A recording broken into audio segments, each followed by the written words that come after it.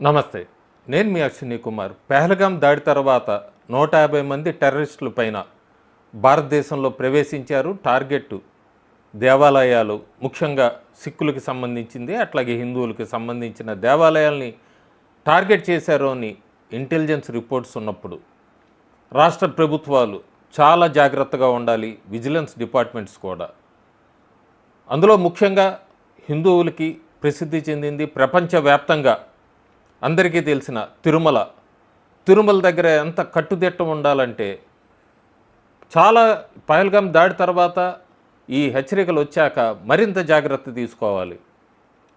చాలా ఆశ్చర్యకరమైన విషయము, 24 గంటల కిందటే రాయలసీమలో ఒకచోట హనుమాన్ చాలీసా చేసుకుంటూ ఒక ర్యాలీగా వెళ్తున్న హిందువుల మీద పోలీసులు విచ్చలవిడిగా లాఠీ చార్జీ చేశారు, దారి మళ్ళించారు. ఎందుకంటే ఆ దారిలో టిప్పు సుల్తాన్ మైదానం ఉందంటూ కొన్ని సంవత్సరాలుగా వస్తోంది.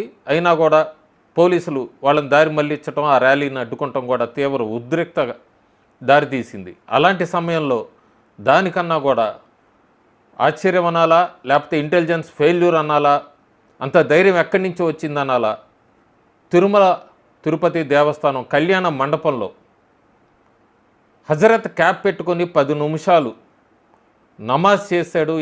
ఎవరు కూడా పట్టుకోలేదు, ఏమీ చేయలేదు. ఆ వీడియో ఇప్పుడు వైరల్ అవుతోంది.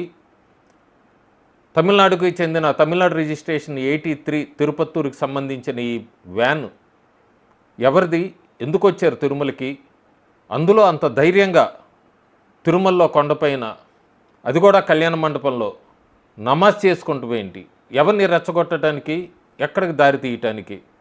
ఇది ఆంధ్రప్రదేశ్ ప్రభుత్వం చాలా సీరియస్గా తీసుకోవాల్సిన విషయం. కొన్ని నెలలుగా టీటీడీని అన్ని చేంజెస్ చేస్తున్నామంటూ కూడా మాట్లాడుతున్నప్పటికీ ఎక్కడ ఏదో ఒక చోట నిఘా వైఫల్యం కనబడుతూనే ఉంది. ఈ మధ్య వరుస ఘటనలు చూస్తున్నాం టీటీడీలో. అందులో గురువారం నాడు జరిగిన ఈ నమాజ్ ఇదైతే మాత్రం ఖండించాల్సిన విషయమే. చాలా లోతుగా ఆ విషయాన్ని పరిశీలించాలి, అంతేకాకుండా విచారించాలి కూడా. అసలు ఏంటి ఇంటెన్షను, ఎందుకు వచ్చారు, తిరుమలకి ఎందుకు వచ్చారు, కళ్యాణ మండపంలో నమాజ్ చేయటం ఏంటి, దీని వెనక ఉద్దేశం ఏంటి, ఇవన్నీ కూడా ఆంధ్రప్రదేశ్ ప్రభుత్వం ఖచ్చితంగా లోతైన విచారణ జరిపించాలి. ఒక పక్క సనాతన ధర్మ, హిందువుల్ని కాపాడుతామంటూ చెప్తున్నప్పుడు ప్రభుత్వం ఇలాంటి వాటిని ఎక్కడా కూడా అవకాశం ఇవ్వకూడదు.